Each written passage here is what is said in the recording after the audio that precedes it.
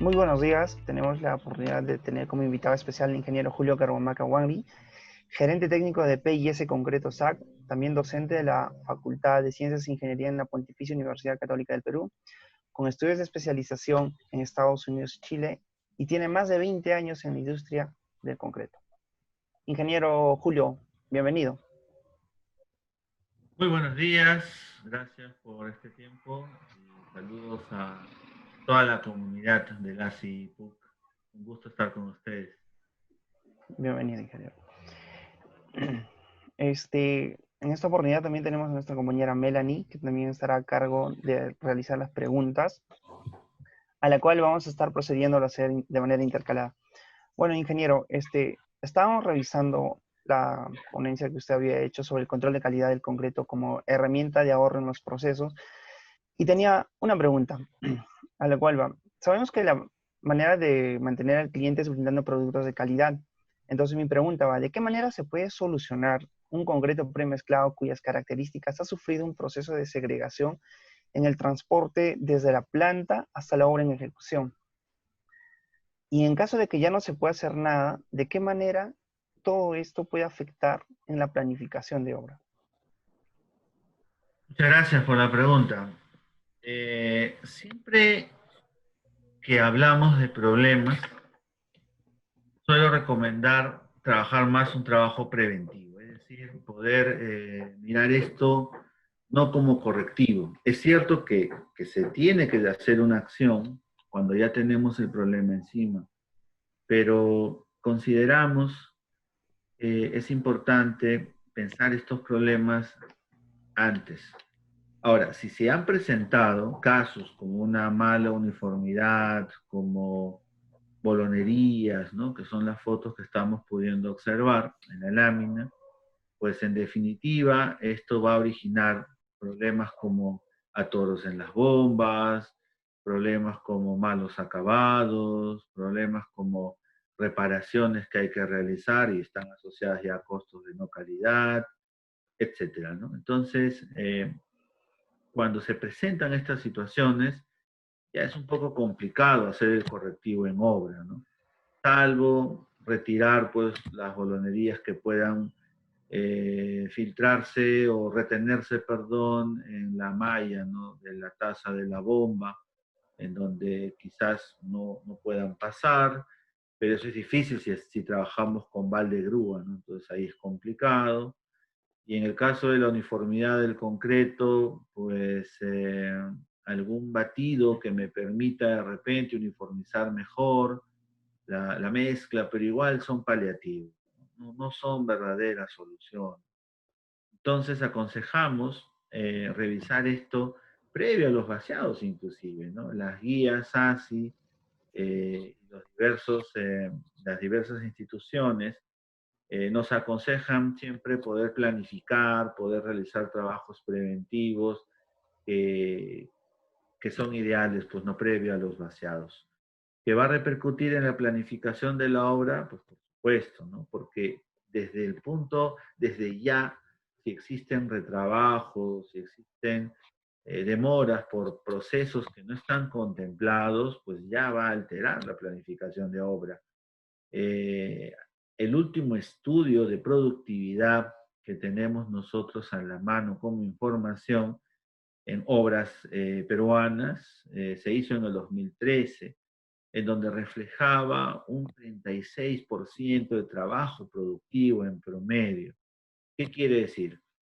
Que tenemos un 64% de tareas que no agregan valor en nuestras obras y en gran medida o en gran proporción son labores asociadas al manejo en las operaciones con concreto. Entonces, definitivamente tenemos una brecha muy importante, muy grande, en donde es importante que nuestros profesionales también del mundo de la gestión se involucren en temas técnicos, como por ejemplo el control de calidad del concreto, y puedan gestionar calidad. Es imposible gestionar la no calidad. Entonces, para redondear esta pregunta, tenemos que trabajar o acostumbrarnos a trabajar formando equipos multidisciplinarios, ¿no?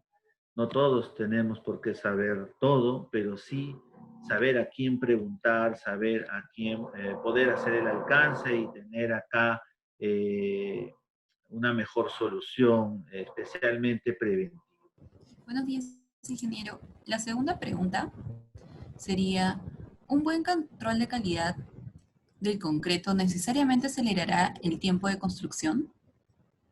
Un buen control de calidad en realidad puede originar muchas cosas, principalmente reducción de costos de no calidad. Acá en la imagen vemos muchos billetes, ¿no? Que a veces en broma les digo, ¿no? Ya quisiéramos tener ese dinero, ¿no? Y acelerar el tiempo en construcción, básicamente, más que calidad, está asociada a la parte técnica, ¿no? La parte técnica del concreto, por supuesto, que puede acelerar procesos.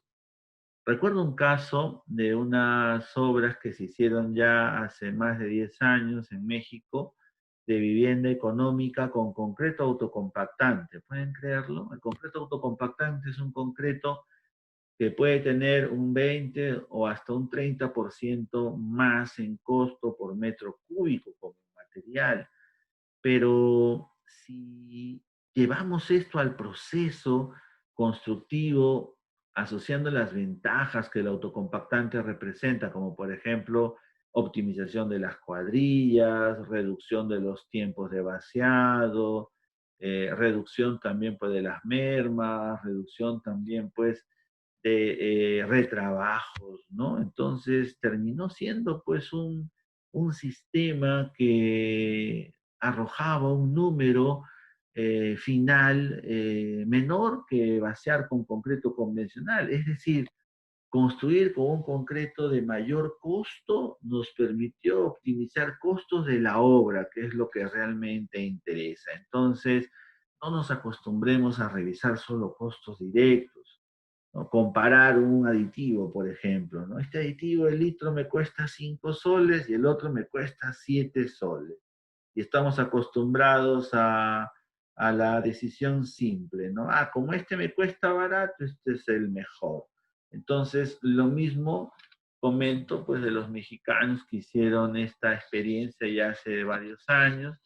Fue presentada en Lima en el 2007 en un evento importante, en un congreso acá en Lima y me pareció algo interesante.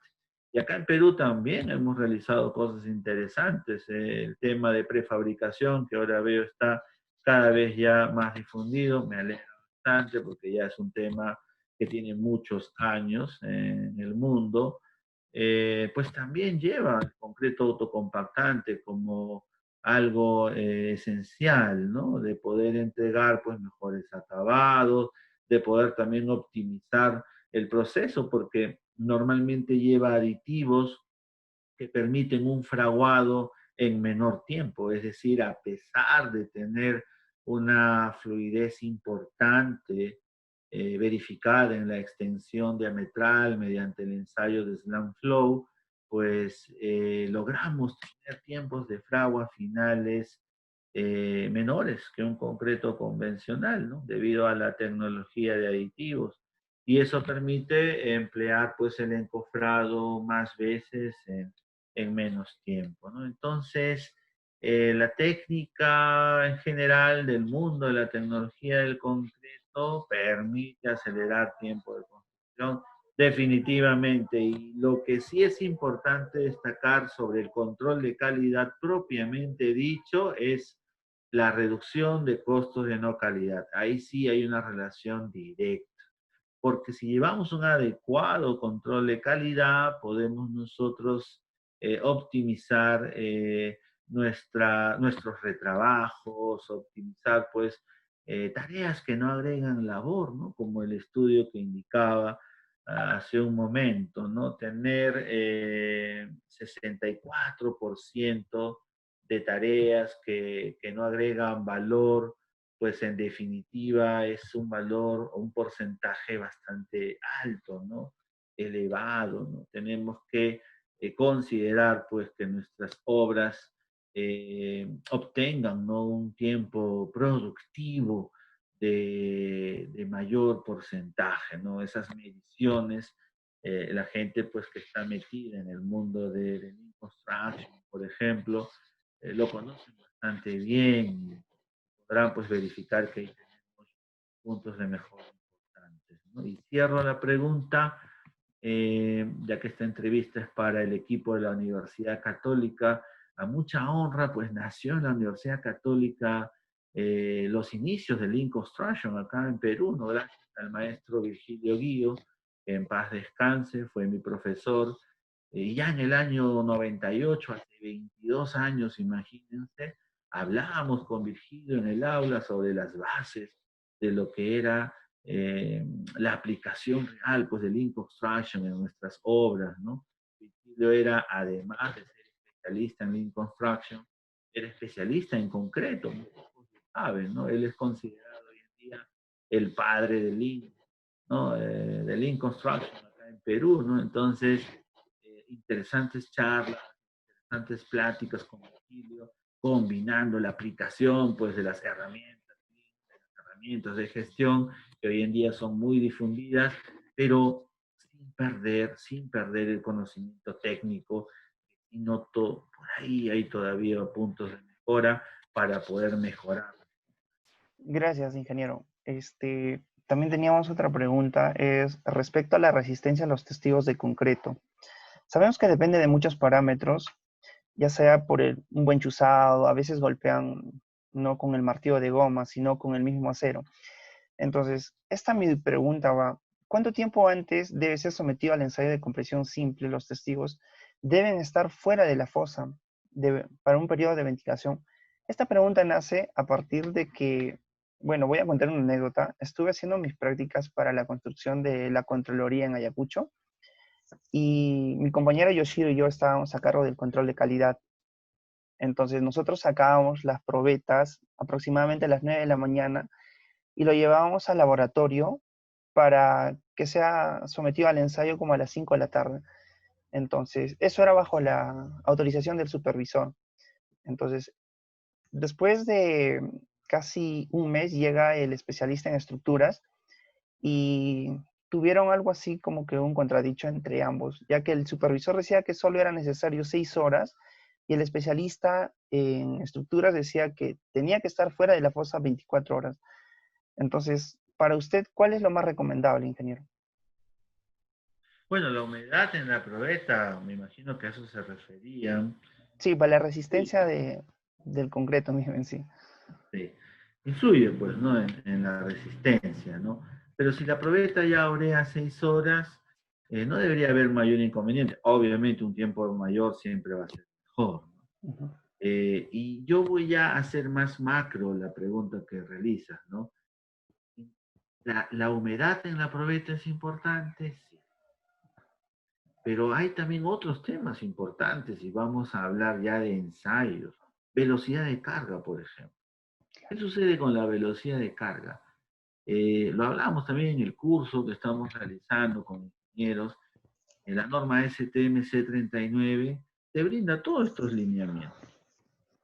Claro, es difícil saber de memoria todo. Yo mismo tampoco no lo recuerdo de memoria, pero más o menos les cuento, la velocidad de carga para una probeta de 6 pulgadas por 12 debe andar entre el orden de 300 a 600 km por segundo. Entonces, si yo no respeto esa velocidad de carga en el ensayo, pues en definitiva va a dar un resultado de resistencia a compresión distinta, porque el ensayar a mayor velocidad de carga me va a dar un resultado mayor, pero no es real, y viceversa. Al ensayar a menor velocidad de carga, voy a obtener un menor valor en el resultado, etcétera, ¿no? Entonces, humedad, valor de la velocidad pues, de carga, el mismo uso de los pads de neopreno, ¿no?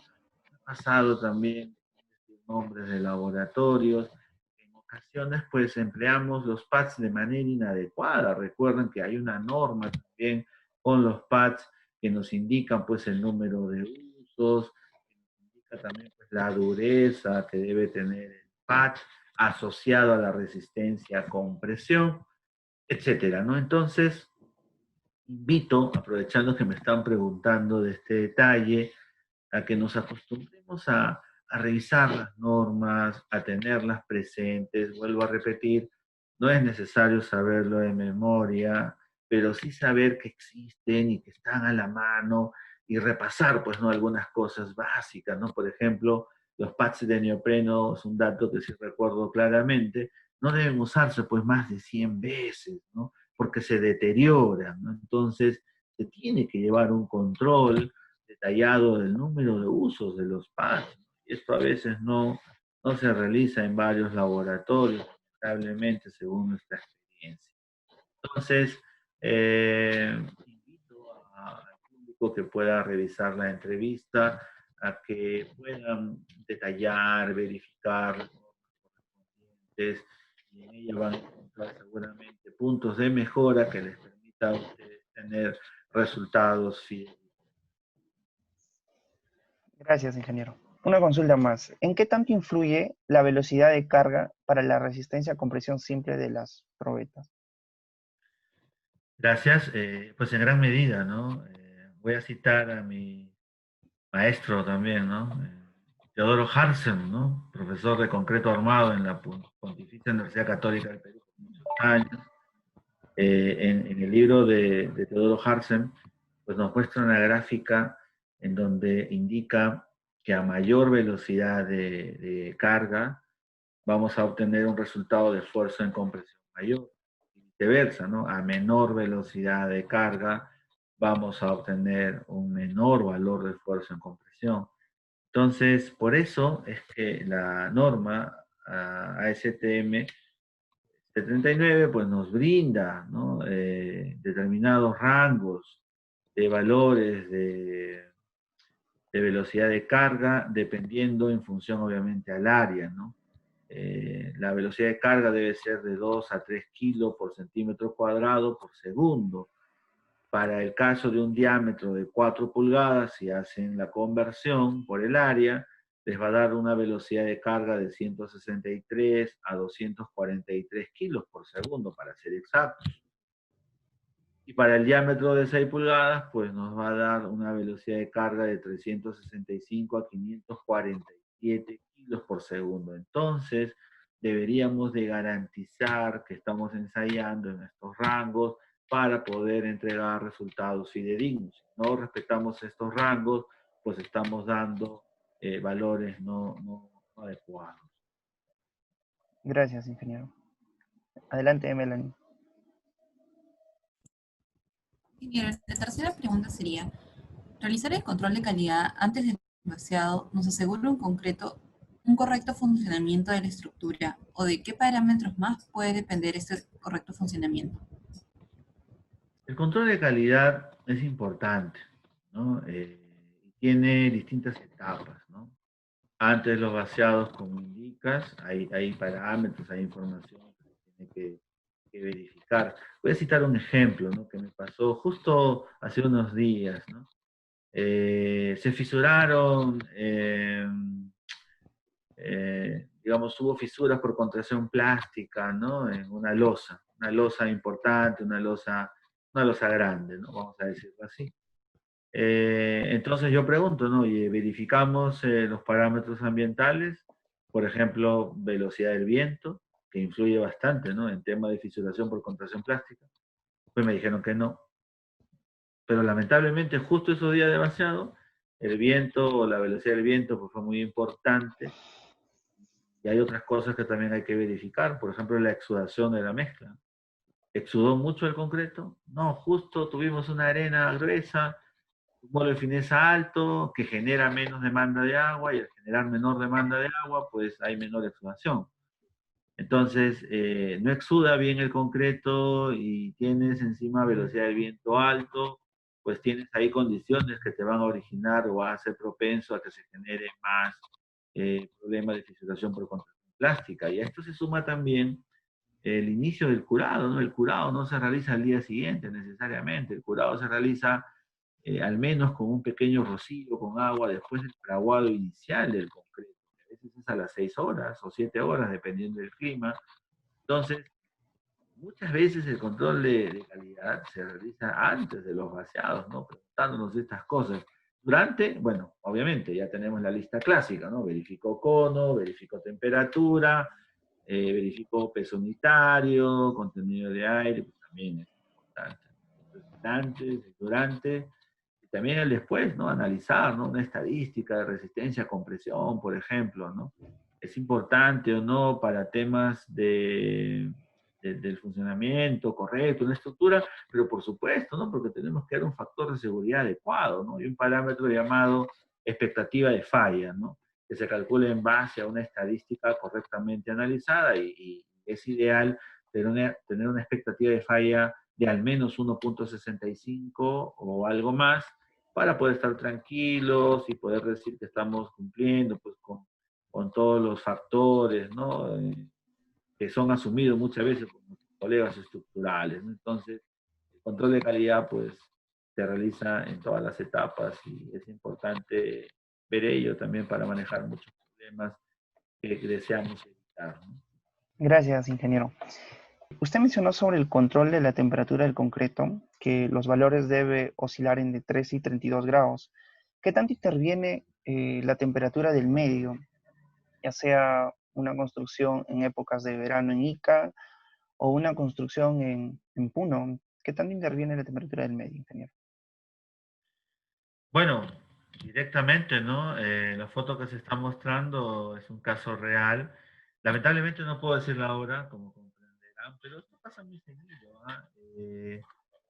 A los, llega el mixer y hacemos la prueba y nos da, bueno, más o menos cuánto está, 6 7 pulgadas, ¿no? Entonces, bueno, 7 pulgadas ya es un slam pues, que se puede manejar en un muro, ¿no? Porque esto era un vaciado vertical, recuerdo, antes de la pandemia. Y, y el problema es que esto se había, eh, bueno, teníamos pues una temperatura mayor, también hay que decirlo, era marzo, y bueno, los factores ambientales pues influyen, ¿no? Entonces a los 20 minutos ya este concreto pues bajó considerablemente, ¿no? Como pueden ver en la fotografía. Y existió pues una variación de más de 4 pulgadas, ¿no? Entonces tener una variación, así sea de 3 pulgadas, es demasiado. 3 4 pulgadas de diferencia, ¿no? En un concreto en solo 20 minutos es inmanejable. Entonces, uno de los factores que influyen, ¿no? Para que esto se genere, pues es la temperatura, ¿no? Si estamos trabajando temperatura de concreto mayor de 32 grados centígrados, pues este efecto se potencia, ¿no? Es cierto que adicional a la temperatura hay otros factores. Hay que ver, pues, el tipo de aditivo que se ha empleado, si cumple o no la norma STMC 494. Es cierto ver también pues el diseño de mezcla, muchos factores que también influyen, pero la temperatura es uno de ellos. Y en climas fríos también, pues, ¿no? Si es que estamos vaciando, a ver, me ocurre un ejemplo en Arequipa, por ejemplo. En Arequipa, en abril, mayo, ¿no? Que es esta época, ya junio, perdón, tenemos en el día pues una temperatura de 24 grados centígrados, más o menos, ¿no? Al mediodía. Pero en la noche no tenemos 24 grados centígrados, ¿no? Tenemos 9 grados centígrados, 8 grados centígrados, ¿no? Entonces, en un mismo día tenemos un diferencial de 16 grados centígrados, imagínense, ¿no? Entonces, hay que tomar en cuenta también los horarios de vaciado, ¿no? Los tiempos de desencofrado, pues mientras menor sea la temperatura, pues va a incrementar, ¿no? El tiempo de fraguado y por ende va a incrementar el tiempo de desencofrado, entonces también va a afectar nuestras operaciones. Hay soluciones, sí, ¿no? Hay muchas, ¿no? En clima frío, pues podemos calentar el agua, en clima cálido podemos usar el hielo. En el caso del clima mayor, digamos, de 30 grados centígrados o 32, pues sí, se puede usar hielo.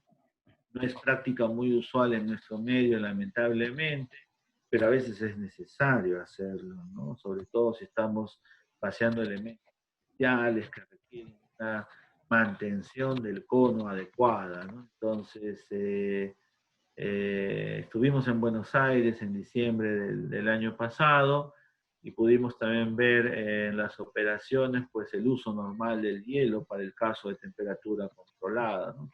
No es algo muy difícil. Y a veces si el hielo no es suficiente y deseamos todavía tener un control más estricto o más exigente, podemos usar otras técnicas, ¿no? Como el uso de nitrógeno líquido, por ejemplo, ¿no? Pero ya nos estamos saliendo de lo convencional, ¿no? Digamos que el hielo es una alternativa. En el caso de clima ya de menor de temperatura o clima frío, pues calentar, ¿no? Calentar.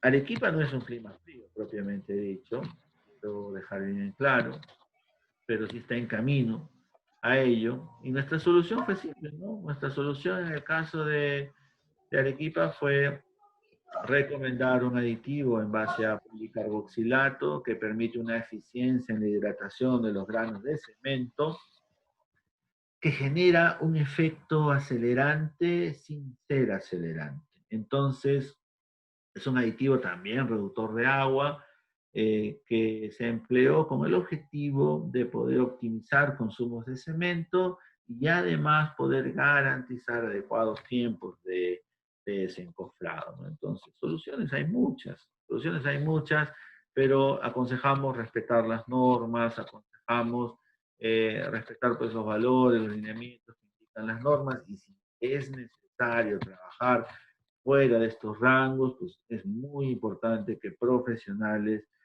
capacitados puedan dar pues, soluciones, ¿no? A esas. Ingeniero, usted comentaba sobre el uso de medidas de hielo como parte del diseño. ¿A partir de qué modelos nació esta estrategia y dónde se da mayormente su uso, ingeniero? No, esto está en las guías, ¿no? En las recomendaciones, ¿no? O sea, no es algo tampoco muy nuevo. Recuerden que eh, la idea pues, es obtener una temperatura adecuada de colocación, así que vendría a ser una alternativa, ¿no? Una alternativa, ¿no? No es algo que sea nuevo, ya está contemplado en las guías, ¿no? La aplicación, ¿no? ¿Cuándo se usaría? Pues cuando tenemos la necesidad de controlarnos. Por ejemplo, en la foto que estamos observando, ¿no? Si realmente la caída del cono es muy fuerte y estamos venciendo las temperaturas a un nivel superior a 32 grados, pues hay que pensar en soluciones. Una manera es controlar la temperatura enfriando el concreto, usando hielo, por ejemplo. Otra manera podría ser, se me ocurre, usar un aditivo retenedor de trabajabilidad, ¿no? Que en nuestro mercado no es usarlo, pero esos aditivos existen, ¿no? Los retenedores o mantensores de la trabajabilidad eh, crean una mantención del cono por un tiempo, digamos, importante, sin generar retardos de fragua, no confundir con los retardantes. Entonces, los retardantes pues se emplean con mucha frecuencia en nuestro medio. Los mantensores vienen a ser las soluciones para poder evitar situaciones como las que vemos en la fotografía, ¿no? Entonces, controlar la temperatura, usar mantensores, etcétera, son soluciones al problema que estamos viendo. Gracias, ingeniero. Adelante, Melanie. Bueno, ingeniero, por último, como sabrá, aún somos estudiantes y muchos de nosotros no tenemos suficiente experiencia en obra, por lo que estamos propensos a cometer algunos errores en el ámbito laboral u obviar algunos procedimientos en relación a la calidad del concreto. ¿Podría darnos algunas recomendaciones finales para tener un mejor cuidado de este control durante el proceso constructivo? Gracias. Bueno, creo que serían dos, ¿no? La primera, capacitarnos. Definitivamente, en ingeniería o en el mundo del concreto, es importante actualizarnos, es importante capacitarnos. Aconsejo siempre revisar también normas, aconsejo también eh, poder revisar pues, las recomendaciones. Hay una guía Hay una guía del contratista para la construcción en concreto de calidad que también puedo recomendar, la pueden googlear. Ese es el nombre, Guía del Contratista para la Construcción en Concreto de Calidad, que un poco resume los alcances técnicos asociados a la tecnología del concreto y la aplicación en obras, ¿no? Me parece un documento interesante en donde también participa el ASI. Si no tienen el libro, pueden adquirirlo, lo pueden googlear en nuestra biblioteca. Eh, Pude sugerir este libro y tenemos una copia, ¿no? Interesados también tenemos este texto en nuestra biblioteca. Entonces, eso es una de las recomendaciones. La otra es certificarnos, ¿no? No estamos muy acostumbrados a certificaciones en concreto en Perú.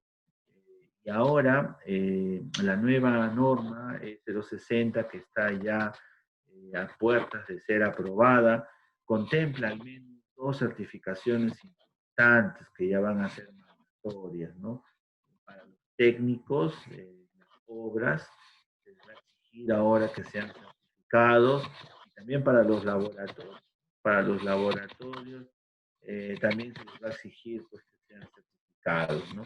Pero las certificaciones no solamente son con los técnicos o con los laboratorios, sino también en diferentes actividades en el mundo concreto y la construcción. Entonces es importante trabajar certificaciones para poder tener ese conocimiento afianzado. Nosotros en PIS Concreto, es la empresa que lidero, no realizamos certificaciones, pero sí realizamos capacitaciones que les permiten a ustedes también tener un entrenamiento especial y poder pues llegar a poder dar un examen más adelante y poder, también poder certificarse. El trabajo lo hacemos ya hace varios años y hemos podido ver importantes resultados, ¿no? Tenemos clientes que tienen con nosotros ya 8 o 9 años de trabajo continuo y es sorprendente, ¿no? Cuento un caso rápidamente donde vaciábamos con un cliente concretos en muros pues de 6 pulgadas, ¿no? De slam, ¿no? Entonces ellos tenían muchos trabajos, muchos problemas de reparaciones y prácticamente convivían con ellos. Entonces llegamos nosotros hace 6, 7 años a trabajar de manera directa, conjunta, haciendo consultorías y la primera recomendación fue pues migrar, ¿no? Migrar de un concreto de 6 a un concreto de 8 pulgadas de mayor fluidez y obviamente también tomando en cuenta la consistencia. Y recuerdo que por aquella época la gente de obra pues no lo veían como un peligro, ¿no? Porque pensaban que un concreto de 8 pulgadas pues no iba a dar buena resistencia. Eh, bueno, se les explicó obviamente que esto se hace con aditivos, con agua. Y el año pasado me sorprendieron, ¿no? Porque me llamaron pues a la oficina y me dijeron, Julio, ha dado 7,5, ¿no? El slam está seco, ¿no? Entonces yo me sonreí y le dije, oye, pero hace unos años 6 pulgadas te parecía bueno, entonces ya el chip del cliente va cambiando, ¿no? Pasan los años y ahora pues ya se han olvidado, ¿no? De vaciar con 6, de vaciar con 7. Ahora este cliente vacía concretos reoplásticos, ¿no? Que son concretos pues de 8 pulgadas a más, ¿no? A más. Y les permite pues reducir sus cuadrillas, les permite pues, tener una colocación en el tiempo, les permite también pues, reducir los costos de no reparaciones, etcétera, etcétera, etcétera. Entonces ha sido un trabajo arduo, un trabajo de constantes también, pues, de entrenamiento, capacitaciones, ¿no? Entonces invito a que todos los que puedan escuchar la entrevista puedan también, en resumen, revisar estas guías, normas, recomendaciones diversas y también tener un entrenamiento estricto y, bueno, si se puede certificar inclusive, mucho mejor. Gracias, ingeniero. Ha sido todo un gusto tenerle en la entrevista. Bueno, nos vamos llenos de conocimientos y también de que agradecidos de que usted haya absolvido algunas dudas que nosotros hemos presentado durante nuestras primeras prácticas preprofesionales. Muchas gracias, ingeniero. Que tenga un buen día y estaremos presentes y prestos para una próxima invitación. Muchas gracias. Muchas gracias a ustedes. Ujú. Felicidades por sus 25 años. Me olvidé decirlo. Tuve el Gracias. gusto de conocer al Ujú. primer grupo, a los fundadores, y de acompañar al ACI durante gran parte de esos 25 años. Entonces, felicidades por un trabajo constante y arduo y hasta una próxima oportunidad.